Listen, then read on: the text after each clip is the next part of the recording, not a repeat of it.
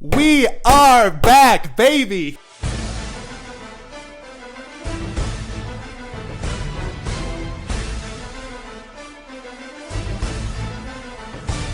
Here we go, NFL season 2021. We're back at it. My name is Jacob Wilkham, and this is your Fantasy Football Roundup. Let's take a look at the standings. I know we're only 2 games in, but I don't give a shit. This means everything right now. Let's take a look at our standings, top to bottom. We have a 3-way tie for first place early off in the season. We have Dano, Fields of Gould, and TJ Trepanier all sitting at a very pretty 2-0. Very impressive. We have a big clump in the middle of the pack. We got myself, Buck Nasty, Pillsbury Stevens, Robert, Stone, and Wesley. And then finally, at the bottom 3, we have Zach, we have our commissioner, John Bean, and Smoking Jay. Now, Dano usually gets the shit kicked out of him pretty early on in the season, so it's very impressive to see him sitting 2-0 at the top of the division. I cannot tell you how much joy it brings me to see Zach start off the season 0-2. If you listen carefully, you can still hear him scraping his championship ring across that championship belt from last year.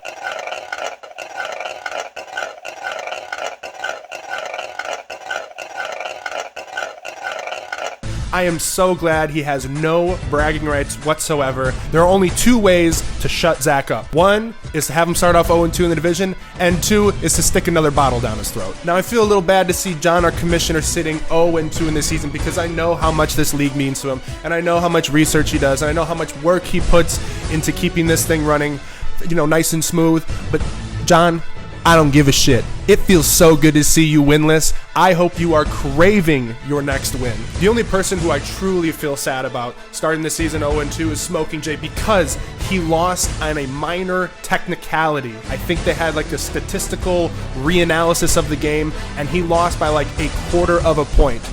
Had that been reversed, we would have seen our very own one-ball wonder, Wes, sitting at the bottom of the division. So, Smoking Jay, it's a tough break.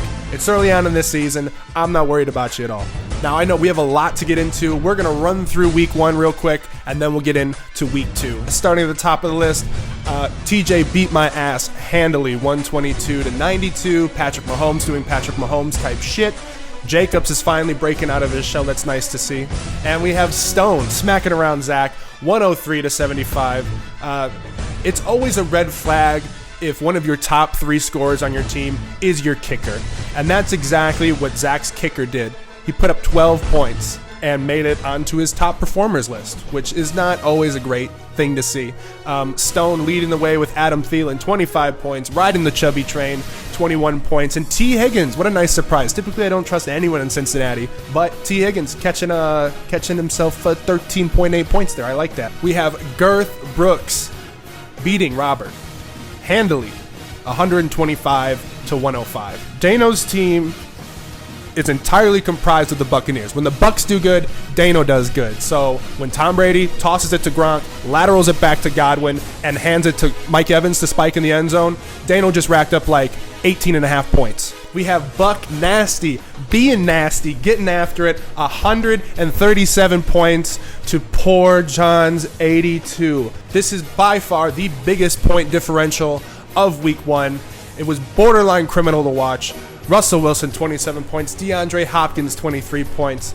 And you know what? I can't even feel bad because John had the first pick in the draft. And he gets himself the golden goose. Christian McCaffrey has a good day, not a great day. Only 23 points. That's the type of thing you only say about Christian McCaffrey. He only scored 23 points. And again, John has one of those telltale signs that you probably didn't have a good week if your kicker is in your top performers for that week. So that was terrible to watch. He's going to bounce back later in the season. Going into the most controversial, nail-biting game of week 1, we have Wesley with the one-ball wonder barely squeaking out a win over Smoking Jay, 93.66 to 93.14. This was about as tight as you can have it. I mean, no one had a bad game. That's the crazy part. It was so back and forth. They didn't leave any big points on the bench. I take that back. Corey Davis popped off for Smoking Jay. If he would have stuck him in there, instead of Zeke only put up 5 points. That's a real shot in the balls right there.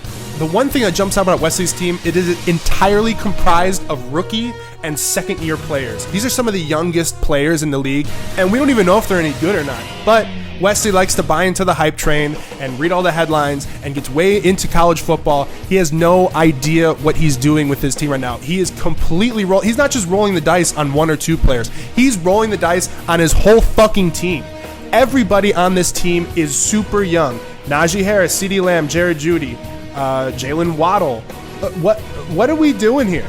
Why do you want these kids on your team? Why don't you go for like a 3 or 4 year pro who you know what you're going to get? Whatever. That's his prerogative. I will allow him to lose just to prove this point. Not worried there whatsoever. And finally, we have our highest scoring game of the week in combined points. We have Fields of Gould beating Pillsbury Stevens 140 to 131. If they would have played almost any other team, they would have won. So this was a clash of the Titans. This was fun to watch. Tyreek Hill, 31 points. Are you kidding me? Are you kidding me? That's so many points. Pillsbury Stevens played all the right guys, too. I mean, Dak Prescott, Joe Mixon, Cooper Kupp. I mean, these are guys that are going to consistently have these 20-point games. I don't think either team has anything to worry about. Just sit back and let your superstars be superstars. Moving into week 2, let's get into it. First off, I get to start off with myself. 155 points, baby! Let's go! Feels so damn good. Everybody had a great game. Josh Allen, Aaron Jones, 4-touchdown performance on Monday Night Football. That feels good. Everybody, top to bottom, double digits. I think everyone had a touchdown too. So I feel like maybe I spent all of my magic, all of my luck all at once, and then I'm just going to have terrible games for the rest of the season. But I'm happy to get this win. Looking over at Smoking Jay, he started all the right guys. Week 1, Corey Davis had a monster game. And then you stick him in this week in the flex, and he only puts up 1.8. Meanwhile, you have Juju Smith-Schuster sitting on the bench, 13.4 points. Would have liked to have that. Wouldn't have mattered, but would have liked to have it. Next up, we have Robert handing Zach his second loss of the season, 119 to 105. Lamar Jackson popped off, and he got 22 points out of his kicker. Are you kidding me, Robert? That's insane. I think that's one of the highest scores I've ever seen for a kicker. Robert eked out the win, but he made all of the wrong decisions when it comes to his running backs. His starters only put up 8 and 7 respectively. Meanwhile, you have Devin Singletary sitting on the bench with 16 and Tony Pollard with 21 points. I don't understand how Tony Pollard is starting off the season better than Ezekiel Elliott, but it's nice to know that you have him on the bench. Anyway, you made the wrong choices, but you got the win. Good for you, Robert. You know, it's hard to feel bad for Zach because he made all the right choices. All the right guys should have been in there. He got a good game out of Aaron Rodgers, 26 points for the big man, and he got 20 out of Courtland Sutton, which is surprising. I didn't think that Courtland Sutton would be that good, but look at him. Anyway, everyone else is in the single digits. Nothing to write home about on the bench. Zach's starting all the right guys. He didn't make any mistakes this week. It's just Robert just straight up outperformed him. We have TJ Trepanier narrowly beating Stone Gotti 115 to 113. I think Stone started most of the right guys. His wide receivers are absolute monsters. I can't believe it. 22 out of Mike Evans, 12.9 out of Adam Thielen, 13 out of T. Higgins, and sitting on his bench, Michael Pittman, 16. Rondell Moore out of Arizona, 20 points right there. He's got 5 monsters to pick from. He's absolutely stacked at the wide receiver position. If he would have swapped out a couple players, I think he would have been able to find those 2 points that he needed to win. How can you sit Thielen? How can you sit Higgins over a player like Rondell Moore? I mean, on paper it should work out, but it just didn't pan out this week. And even TJ Trepanier, same type of situation. He has multiple receivers sitting on the bench that put up double-digit weeks. TJ has the Bills defense, which put up 19. He has the Buccaneers defense, which put up 19. I mean, you can't go wrong. This man is a defensive monster. Patrick Mahomes doing Patrick Mahomes type thing, 24 points. Devontae Adams, only 16 points. For Devontae Adams, that's an off week. Expect him to pop off next week for about 46. I gotta say, he's looking really soft in the running back department. He has Josh Jacobs, who's out, so now he has to start Chase Edmonds and David Johnson. That's it. That's all the running backs that TJ has. It is tough to win in this league with only 3 running backs on your roster and 2 of them active. So talk to TJ. He's got some wide receivers. I bet you throw you a defense too. I mean, there is trade material aplenty here. We have Dano beating Buck Nasty 140 to 106. Dano Hammond got 33 points out of Kyler Murray, 44 out of Derrick Henry. More than half of his points came from those two monster performances. I mean, those two players are easily top 3 in their position right now. They are absolutely balling out. He is riding the wave. He's feeling good. And on the receiving side of things, Dano has Chris Godwin and Rob Gronkowski. They are putting up points, 14, 17 respectively. And here's the thing, he's got Brady sitting on the bench, who put up 29. And it was still the right decision to sit Brady over Kyler Murray. I mean, Dano, dude, your team is looking stacked right now. I don't even know what to say. This never happens. This never happens to you. Buck Nasty, always a powerhouse, always dangerous. Gets 23 out of Russell Wilson and double digits out of all of his wide receivers, which you love to see. 13 out of Hopkins, 15 out of Deontay Johnson, 15 out of Julio. Hawkinson, 16. Love to see it.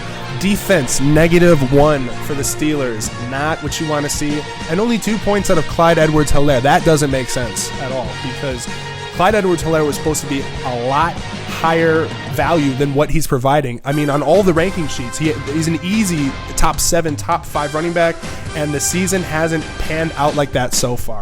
And in a game where KC is putting up 35 points, you would like to see Clyde Edwards-Helaire get a little piece of the action, get into the rhythm of the offense, and it's just not happening. And maybe that's because the Kansas City Chiefs game plan is give the ball to Patrick Mahomes, close his eyes, and just chuck it as far as he can. I think that's the game plan. Looking at Buck Nasty, all of his starters look good, but when you look at his bench is desolate. No one is scoring points, I think, with the exception of Marquise Brown, who had a brilliant game. So the starters look good. Fingers crossed they don't get hurt, because there is no depth whatsoever to Buck Nasty's team. Brendan Barnes puts up 110 points, defeating John with 96. Brendan Barnes gets a fantastic performance as star player Tyler Lockett out of Seattle. How about that? 27 points, 18 out of the flex with Brandon Cooks. The Broncos defense shows up. How about that? 11 against the Jags. I mean, the only way he could have done this better is if he popped in James White, who had 15 sitting on his bench, instead of Jamal Williams, and Detroit only put up 5. But I like Jamal Williams, and he should have had a lot more points that week. That's the right play. I like the kid. He's got a great role in the offense. A lot of people want to say it's DeAndre Swift. I say bullshit. I like Jamal Williams a lot better. I think he can really just pound the rock, and I think it's kind of like a thunder and lightning kind of thing. Like Swift is kind of like the catch it out of the backfield dude, and Jamal's like, I'm going to fall forward and get 4 yards every single time. Looking at John's lineup, he starts off really strong. 21 points out of Teddy Bridgewater, 22 points out of the golden boy Christian McCaffrey. It's a nice bounce back from that disappointing week 1 performance. Damian Harris, 12 points, 22 out of Terry McLaurin. I love this kid. I mean, he is so on fire. You can really tell, like, when you watch like the NFL mic'd up stuff, this is the guy. He's running the team. He's a young, fiery kid. If they can just get him the rock, get an actual quarterback in there besides Heineke, I think this kid could be really good. Keenan Allen, 12 points, and this is where the lineup starts to taper, because we're doing great so far. I love everything that John's doing. He gets a disappointing day out of the tight end, 1.3 out of Higbee. It's interesting. Antonio Brown popped off week 1, and then he puts up only 2.2. That doesn't make sense. On paper, I would have done the same thing. I don't understand what's happening here. Cardinals, -2 against Minnesota. That hurts, and only 4 out of the kicker. That hurts as well. Looking at John's bench, I don't see anyone who I would have substituted on game day in place of Antonio Brown. I mean, hindsight's 2020. Yeah, Chase Claypool, 8 is better than 2. Still wouldn't have helped him in this matchup. But one thing I have noticed about John is it's only week 2 coming into week 3, and he's making like 18,000 transactions. He's picking up 2 players, he's dropping the 1, he's making a trade confirmed. I mean, you're doing too much. Relax. And I think he might be kind of spazzing out because he's not getting the results that he wanted. He's starting off the season 0-2. I think these are panic moves. I think he needs to just chill out. Trust the players. You're going to take a couple losses. That's okay. It's part of it. You're going to bounce back. You'll be fine. And last but not least, we have one of the newest members of our league, Justin Helmuth, a.k.a. Pillsbury Stevens, putting up 98 against Wesley's 80. Good for you, Justin, man. Welcome to the league. This feels good, dude. 32 points out of Cooper Kupp. Need I say more? Justin Jefferson, 15. I have to say I'm a little disappointed with the running backs this week. Only 5 out of Kamara and 7 out of Joe Mixon. I mean, that shouldn't happen. That's not right. Why are you only getting 12 points out of your running back? Shit, I'll even include the flex. Kareem Hunt, 5. So you started 3 running backs, and you're only getting 17, 18 points out of the bunch? Are you kidding me? Justin has a terrible week out of his running backs. That should never happen. Also, my man is carrying 3 quarterbacks and started the worst one. Only 7 points out of Dak. That doesn't make sense. We got Tannehill putting up 14 and Baker, surprisingly, 17. So pick a different quarterback. You know, if Wesley would have picked the right running backs, he would have won this week. He would at least had a chance. I don't mind that you sit him on the bench, but it really stings when he puts up 17 and Jonathan Taylor, who I think was like your first pick. Jonathan Taylor would have been like a first or second round pick, only puts up 5. That really stings, and I'm just here to twist the knife. Wesley and his army of children put up a miserable 80 points. This is not going to be sustainable. He squeaked out a win on week 1 on a technicality. Wesley should be 0-2 right now. We'll see if he can get his first win come week 3. And there you have, that is our week 1 and week 2 roundup from around the league of our fantasy football league. Thank you so much for watching, and I will see you next time.